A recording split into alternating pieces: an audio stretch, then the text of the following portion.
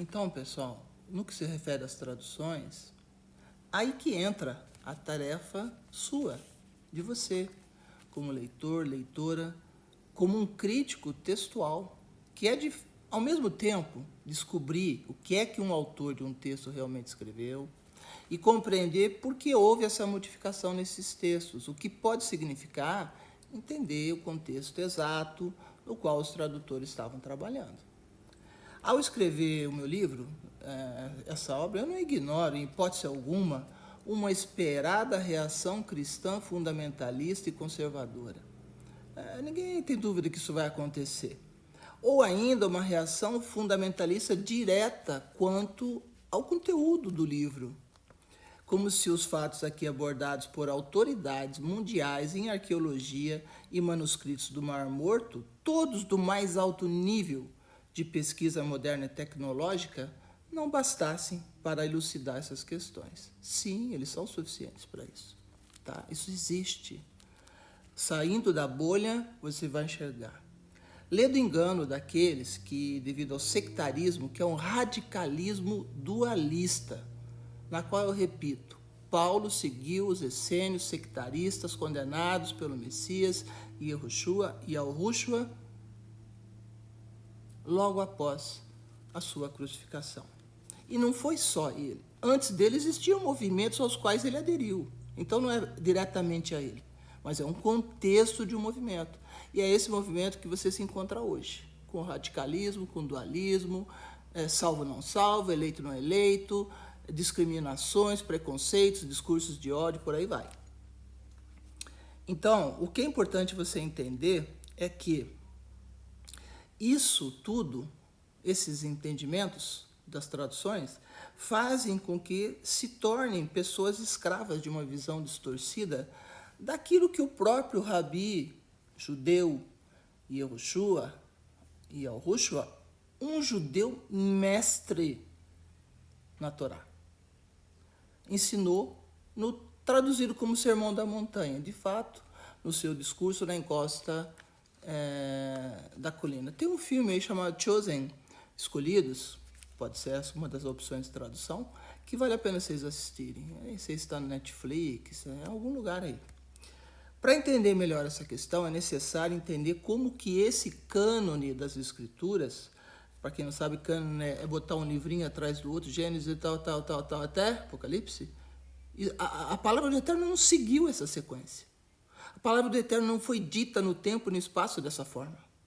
Isso precisa ficar claro para você entender do que é que está sendo dito. Quando alguém chega e fala para você, você tem que começar lendo a Bíblia de Gênesis, aí no Antigo Testamento, aí você mistura aqui, mistura ali, no Novo, vai até Apocalipse.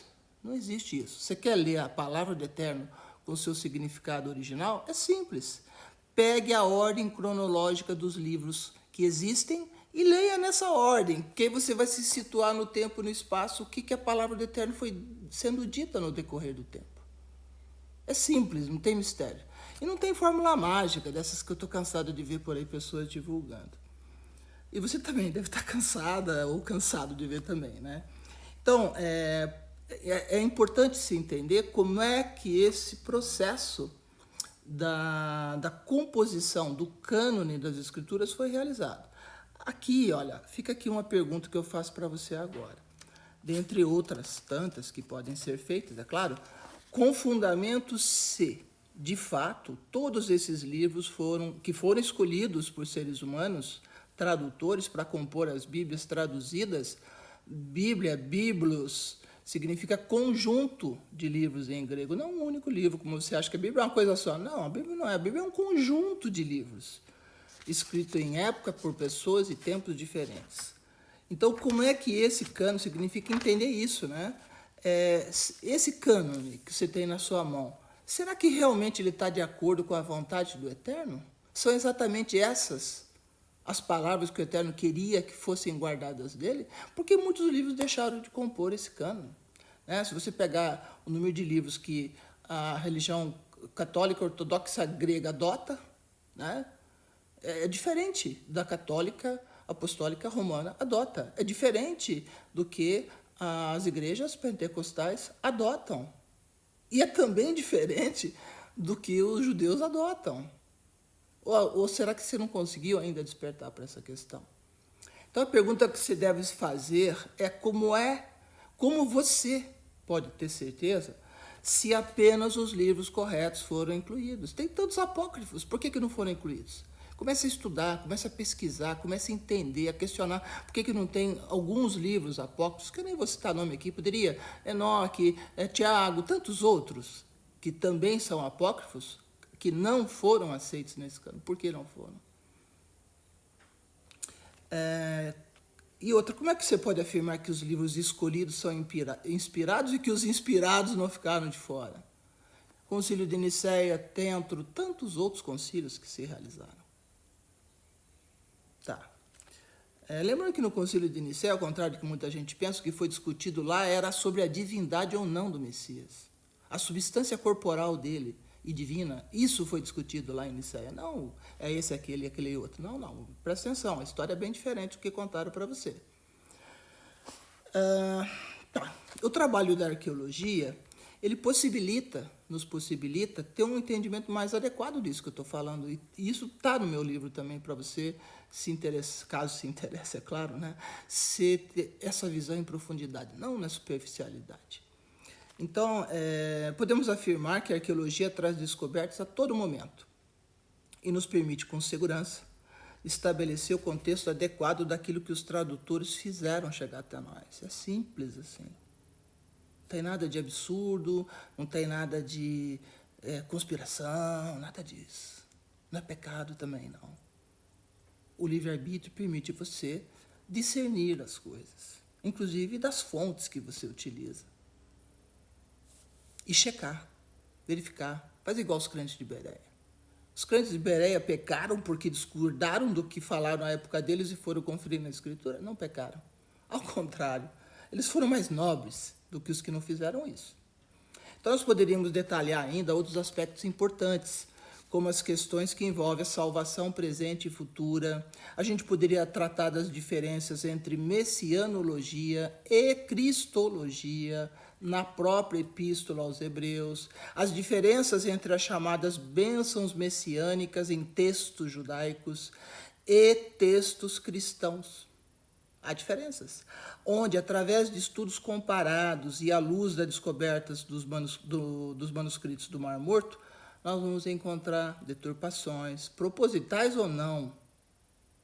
Não é uma questão de quem é culpado. Ela pode ter sido não proposital, mas aconteceu. Não tem como se negar, isso é fácil de provar. Né? E isso envolve estudos específicos e detalhados, que uma obra como essa que eu fiz, de em torno de 400 páginas,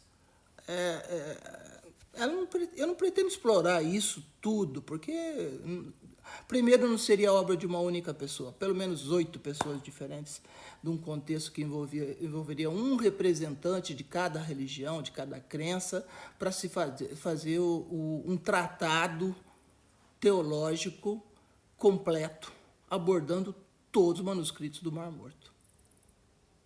E tudo que existe na arqueologia hoje, arqueologia bíblica.